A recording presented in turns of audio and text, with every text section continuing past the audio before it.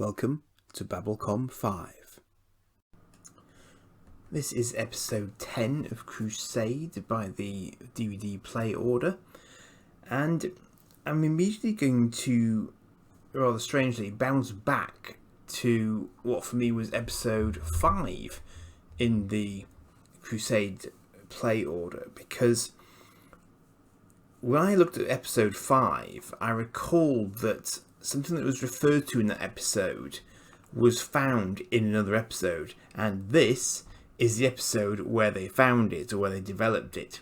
So this just shows you why there are different play orders, because we are sort of nearly towards the end of Crusade now by the DVD watch order. We've only now discovered something that is mentioned much earlier in Patterns of the Soul, which is the virus shield, but I'll get to that. So we see a lady who we're used to seeing from Babylon 5 almost immediately in this episode.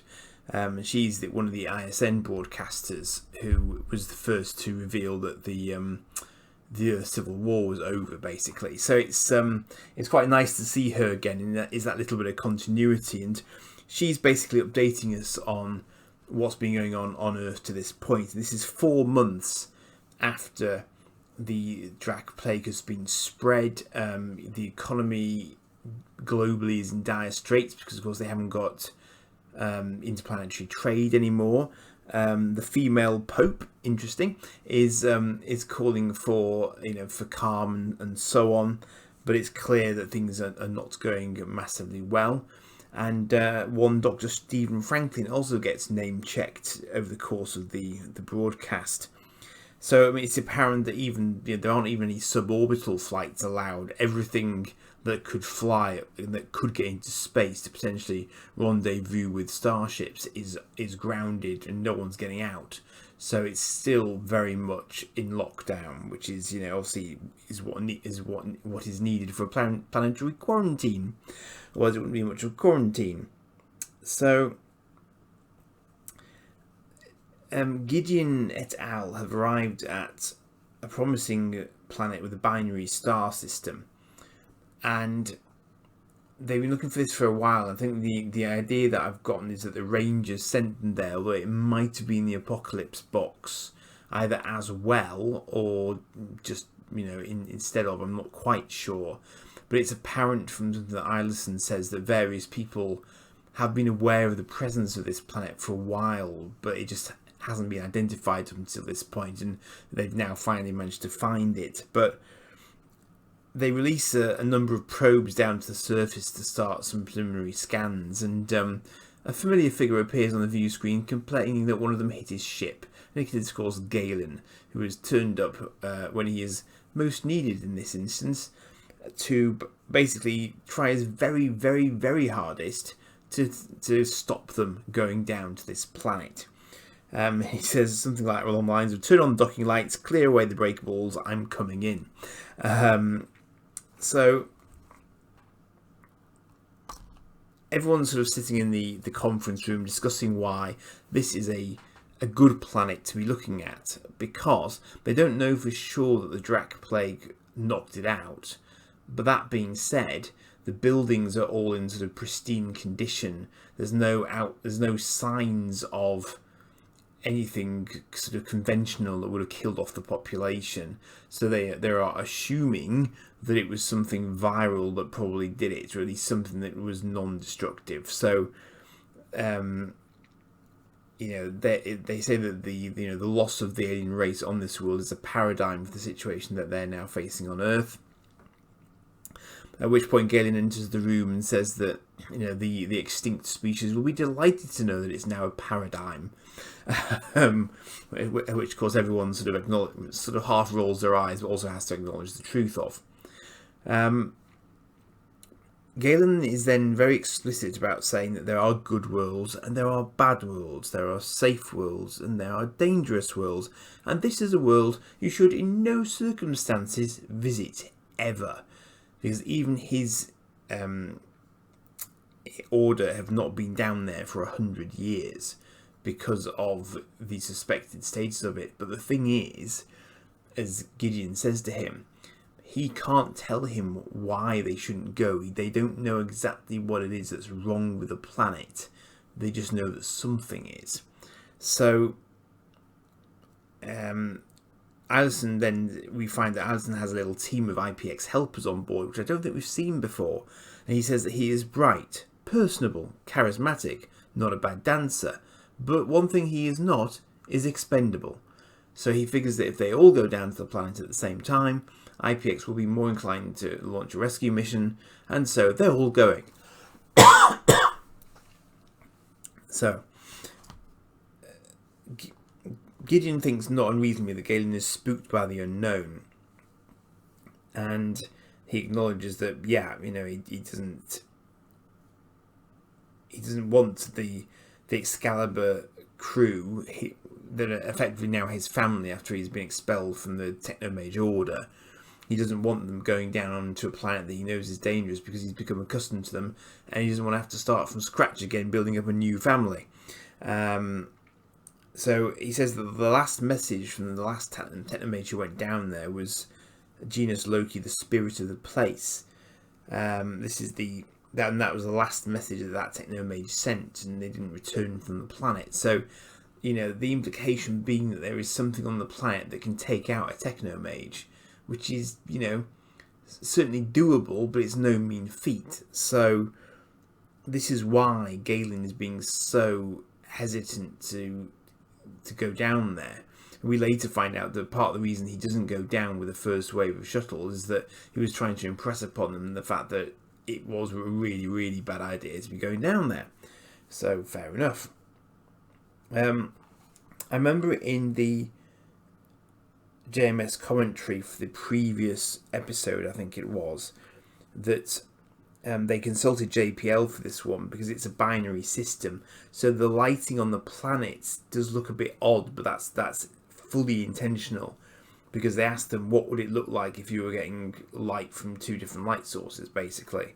So it's a nice science fiction touch, and I think they did the landscape and the cityscape here really, really well as well. It's considering this was 1998, the visual feel of this is the sort of thing that you would see in sort of Star Trek Strange New Worlds now in 2023. The sort of establishing shots with alien architecture and so on. They're doing a really nice job of it, and you can see what they could have achieved had they had more budget and just more of a chance with Crusade, as I've discussed before. But again, it's just another almost an annoying example of how far they could have gone. That being said, there is a later scene I'll talk about which perhaps doesn't do quite such a great job of it, but I'll come to that. So about 4 shuttles land, so it's quite a large team of people who are going down. And we see almost immediately that there are these sort of little black spheres on the ground, and one of Allison's team assumes that they're the little probes that they sent down originally that somehow managed to make it to the ground, but in fact that isn't what they are. And when he touches one, it just crumbles to dust in his hand. And we see various people sort of treading on them and so on. So as they start to establish a sort of a base camp in some ruins, Dorina is already off doing her exploring bit. And she notices a lever on the wall, which when she pulls down, it activates a sort of force field bridge between 2 buildings. And when she initially goes across it, the effects do hold up really well, and I was quite happy with that as a concept. I thought, yeah, that's pretty convincing. But when she's coming back, because she's grabbed a data crystal, but the power on the bridge is fading, presumably due to 100 years of lack of maintenance, she realizes that she's not going to have much time to make it back, and at that point somehow the perspective just gets a bit skewed as the bridge is sort of flickering in and out of existence, and she just about makes it in a Tomb Raider style back over to her starting point with no bridge left. So she's sort of left hanging onto a statue, but she delivers the data crystal to Max and says that she'll be more than happy to show him where she got it from, because he's complaining that she only got one. But he then sort of makes this claim that he's just going to be sort of randomly able to access a completely alien data crystal based on some sort of universal traits that they all have as data crystals. It doesn't even look vaguely like an Earth data crystal. It looks more like some sort of organic suspension or something. But anyway, and of course it turns out that indeed he does translate it very, very quickly because he's Max and he's great. So that's, it's a bit much, but anyway. Then the message basically explains that the aliens were wiped out incredibly quickly. They didn't know how or what was happening with it, but they described that death glides out of the darkness. So whatever was happening at night. And this then starts to happen with the team, of course, because we find one member of the team is dead with her, I think it was her throat that was slit. But it's apparent that there are going to be problems, just as a certain techno-mage warned them there might be. One other interesting sort of piece of the setting here is that there's a normal shaped moon, but then there's also a more sort of irregular shaped moon that's kind of chasing it along. So you get the impression that maybe there was a sort of an orbital collision at some point where one moon came off worse than the other or something. So there's now two bodies sort of chasing each other along in the night sky. But I thought that was a nice touch because, generally speaking, moons are viewed as being spherical, whereas this one is more like an asteroid. So that was a nice touch. So one of the guards outside saw some writing on a wall, which turned out to be in chalk, strangely, just before stuff started kicking off. And the translation apparently is "Behold and die," which of course they did, because there are quite a few body bags in total by the end of the night, and they all died differently. We're told by Dr. Chambers. Some were died by strangulation, some with stabbing, so all sorts of delightful means of death. And Galen reappears at her surgery as she's doing her autopsies, and she says that some of the crew accuse him of being the Spectre because he only turns up when deaths are happening. But she does say that in fairness to him, he turned up before any deaths happened this time rather than after. So fair dues. So Galen's sort of pondering, what he can do to help from afar, because he knows it's going pear-shaped. That much is apparent. So he goes and speaks to Matheson and asks him what the frequency is of the probes that they sent down, of which several are still functioning. And so we then see that he's got this sort of a sort of built-in retinal layer, so that he can sort of access data directly through his eyes, which is quite sort of Iron Man-esque, I suppose, in a sense, that sort of idea. So he's quite cybernetic, it seems. And the result of the scans are that the ozone layer of the planet is quite thin, which for a binary star means that there's a lot of electromagnetic energy getting through during daytime.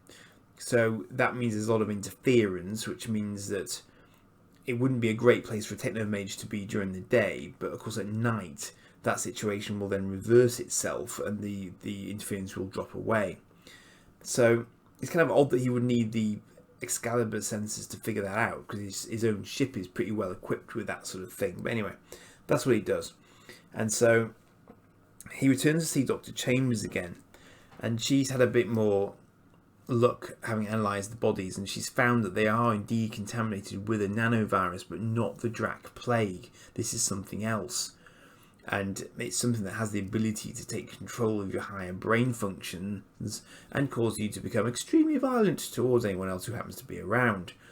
But ironically, the people who she's examined who are dead have relatively low levels of it in their system, because she hypothesizes that those with higher concentrations of it are the ones who are doing the killing, and that's why these guys have a lower concentration in their blood than might otherwise be the case.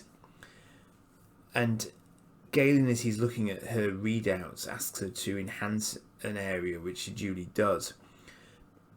And it turns out that there was a sigil, a glyph, on the virus particles.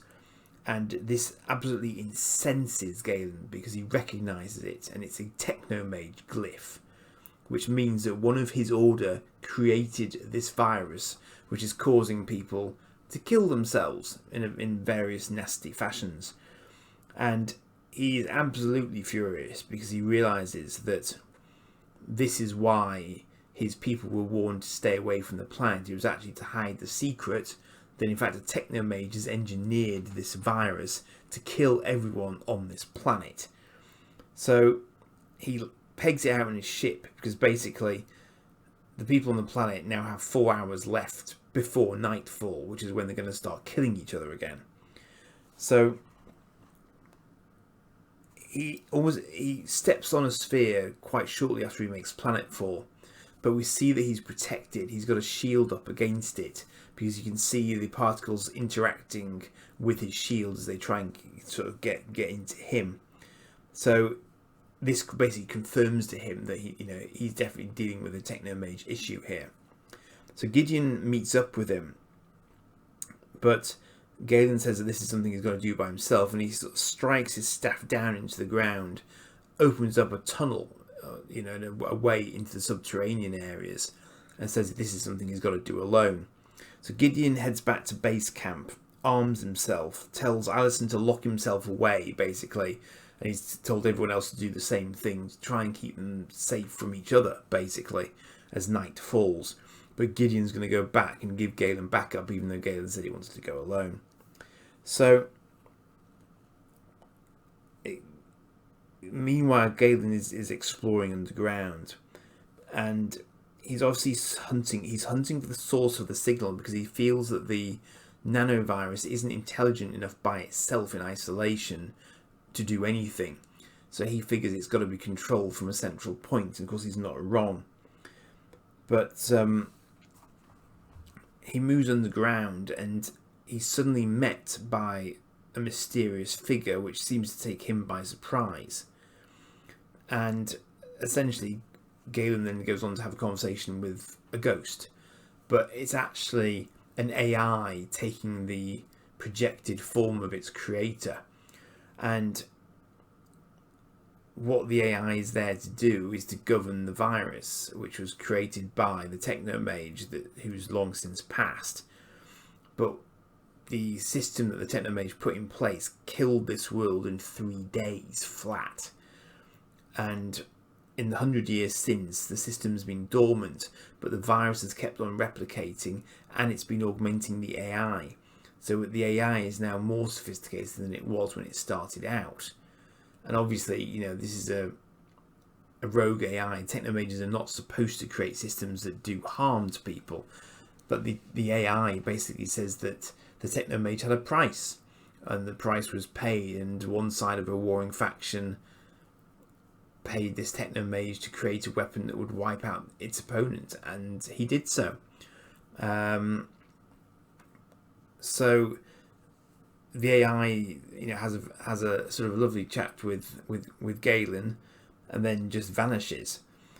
And Galen is determined not to let this pass. He knows he needs to do something about it, because otherwise his family are going to take each other out. And Allison is desperately sort of prepared to use a PPG on anyone who comes through his door, basically. And one of his little friends is clearly heavily infected because he's breaking through doors and is seriously considering breaking through Allison's. So Allison is prepared to defend himself if need be, because as he says, he's not expendable from his point of view. But it's apparent that the virus hasn't badly infected him yet. So Gideon again uses his sort of Galen rather uses his sight to track down the power source probably of the machinery that the AI is using, and it's a large piece of machinery. And at about the same time, Dorina comes into view, and she's clearly under virus control, and she actually throws a throwing knife into his shoulder. So it's fairly obvious what her intentions are, and the AI is probably able to control her directly because she's at quite short range to it. But then Gideon also appears behind him, and it's not clear whether or not Gideon is being controlled by the virus at this point either, but it turns out that he isn't, because he then blows up a bridge that Dorina was going to use to close the distance between her and Galen. And Galen realizes that he's got very, very few options at this point. So he takes his staff, so just sort of screams and hurls it. And as it's spinning through the air, we can see that it's kind of building up a charge. And it embeds itself in the AI's control mechanism and just kind of keeps on building and sort of melting into it and completely disrupts it and starts to cause a chain reaction. That, of course, disrupts the virus control and allows Dorina to gather her wits, and they all just leg it fairly unceremoniously to get out the way that Galen went in. And they clear it just in time before the whole thing destructs and goes boom, which of course it promptly does. And we just see this sort of slightly ghostly version of the AI's image as the sort of the mushroom cloud is going up. But there is a plus side to what's gone on, because Galen is quite devastated by the fact that he's lost his staff, because it was the one thing from the Order that he took with him, and it was designed to interact with him. And we see as Dr. Chambers is fixing his knife wound that he's got is quite heavily integrated with circuitry on his back. So he is quite cybernetic, it would seem, because he basically just out and out otherwise refused to take off the rest of his cloak while she's stitching him up. So, and that's why, clearly, because there are clear elements to him which are not entirely human anymore. So whilst that's happening, Gideon says to him that they have sent teams down to the planet to try and recover his staff, but there's tons of rubble in the way, a few entrance points, but nothing big enough for anyone to get through. And then Matheson says that they're ready to jump, but there is one last shuttle coming back up, which puzzles Gideon because he thought all the shuttles had come back up quite a long time ago. And it turns out that Dorina had gone down at the sort of for a last gasp attempt, and then we see her come into the med bay completely covered in mud and dirt and everything else, holding an equally dirty staff. So she has gone to the trouble of going where no one else could, because obviously she's Dorina, and the thief has actually retrieved his staff. And it's quite a tender moment, actually, because there's a real sort of look that's exchanged between Galen and Dorina as she's handing him the staff back, because they don't speak, but it's apparent that what she's done means a great deal to Galen. So that's interesting, given that we've probably got this kind of out of order, because this was actually only sort of 103 in the original watch order, in the original production order, and they've got the grey uniforms in this episode as well, which is something I haven't mentioned yet. So again, this echoes back to the fact that the grey uniforms were probably the original uniforms they were going to use, but then they flipped them, so we're getting these sort of grey uniforms at the end of the series as we know it, rather than at the beginning, which I think is where they were intended to go by virtue of the production order. So we have that as a sort of slight curiosity here. But this also then, to my mind, marks the beginning of Dorina trying to forge a stronger bond with Galen to potentially access his power. And this will be one of those moments perhaps where, she starts to try and build his trust by going to this effort to get his staff back, because she knows what it means to him. And it was also given to him by Elric, I think, where it's established. It was given to him by his mentor. So it does have a huge sentimental value to him, and it was something that really sort of assisted with his control of his abilities as well. So he would have been quite lost without it, is the impression we're left with, I think. That isn't the end of the episode. They do then jump out, but whilst they're in hyperspace, Dr. Chambers calls Gideon into her, and it turns out that before they left, she had people scoop up as much of the inert virus as they could find. And with Galen's help, she's actually managed to sort of retrofit, might be the wrong word, but reverse engineer perhaps a way to program it in a more simple way than it was originally programmed. And the net result of that is that she's developed a sort of a version of it that can be inhaled, which will give someone 48 hours of protection against the Drac virus. So she's mixed it with Teflon, so it will sort of coat any virus particles, and then your body can just get rid of them. But that means that the virus particles can't do anything to you. So provided you don't do anything daft, like eat something, your body will actually be protected from the virus. But she says that the virus, the nanovirus, the artificial virus, will then go inert after 48 hours, and they can't immediately reprogram it, and you can't sort of overuse it as a solution either. So it's not a cure, but it would allow you to move around in an environment where there were infected people. So that is what allows the team in Patterns of the Soul to move around in an environment where they know there's the risk that they could be infected by the Drac Plague. But in that episode, if you watch it on the DVD play order, they haven't yet found the virus screen at the time when that episode is shown to you, so it doesn't make a lot of sense.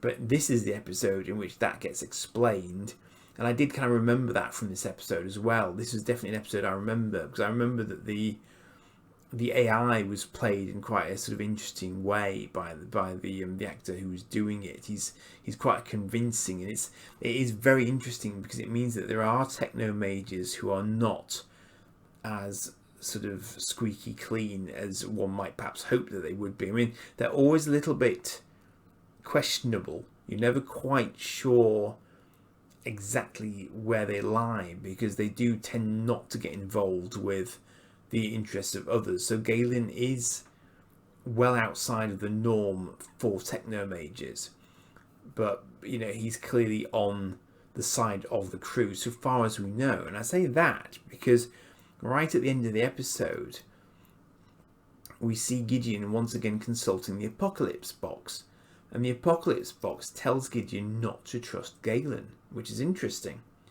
But as we know, the Apocalypse Box probably has its whole own set of motivations, so that's also an interesting little sideline there.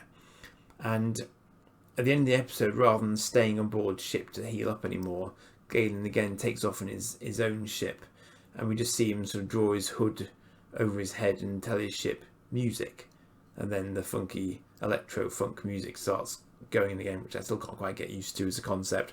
Bring back Christopher Frankie's music, I say. So yeah, I mean, Ilison's character in this one comes over a little bit not as developed as we've seen it to this point, which makes sense because this was earlier in the production order. So it'll be interesting to see where the alternative orders actually put this episode, because I suspect they would have to put it pretty early if, for example, they're going to take things like the uniform and obviously the virus shield in particular into account here. Because really this one should have showed up a lot earlier in terms of sort of logical order of progression of the episodes. But this is where it is on the DVD, so this is where I've watched it. But I will do this. I will do an alternate playlist, as I've mentioned. Once I've got through all of them, I'll do an alternate playlist for some of the more recommended playlists in order for Crusade, for it to work better. And that's what I'm going to shoot for. So we don't. There's this sort of slight possibility that the inert nanovirus could be used as in some other way other than just as a virus screen.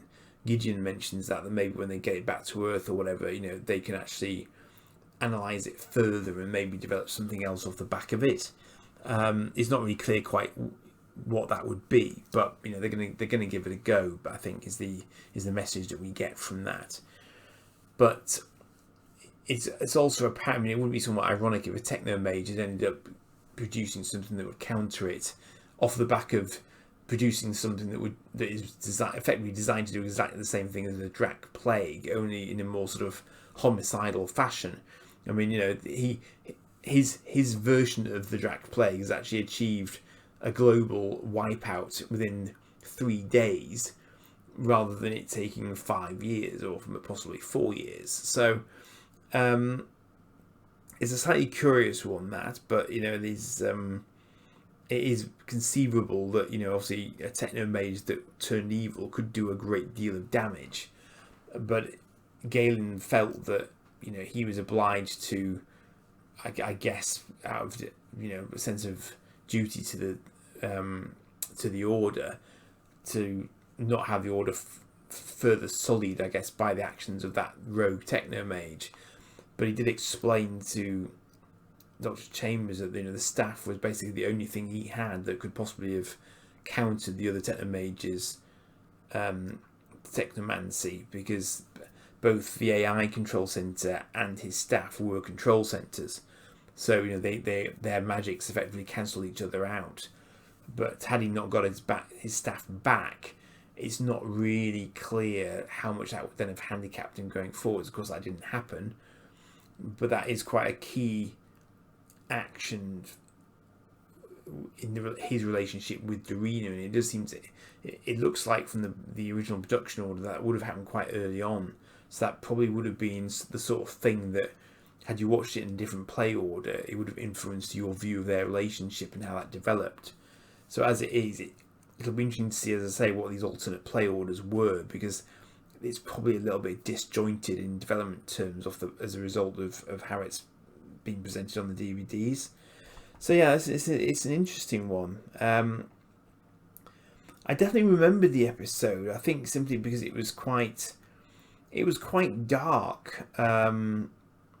It made sense, but it was quite a sort of a dark episode, and it was showing, I think, that it was it's definitely not sort of as ever. It wasn't Star Trek. There was no way that they were going to find a way to sort of get themselves out of it, and there was real harm being done to the crew off the back of it. So, good episode in that sense, and another interesting insight into techno mages in general, but also insight into the character of Dorina as well, and a little bit of IPX on the side of it, and also some nice callbacks to the original Babylon 5 series as well, both with the ISN reporter and with Stephen Franklin getting a name check as well. And we've already had Sheridan name checked, and obviously Lockley involved. So just some nice little tie-backs to the original series in there. So, and also an episode that does actually contribute somewhat to the Drac side of things, because it seems like a legitimate sort of target, and it does get them something they can actually use to protect themselves with as well, which is obviously a plus point in terms of the development towards battling the Drac Plague. So on that sense, all good. So I've now got, by my calculations, just 3 episodes left, and bizarrely, I think there's one. The last episode is on a whole DVD disc to itself. It's just the way it's panned out, I suppose. Yeah, so I will be done before too much longer. Then I've just got to look at Lost Tales. So I'll leave you there for now, as it's getting quite late, and I'll catch you for the next one. Cheers for now.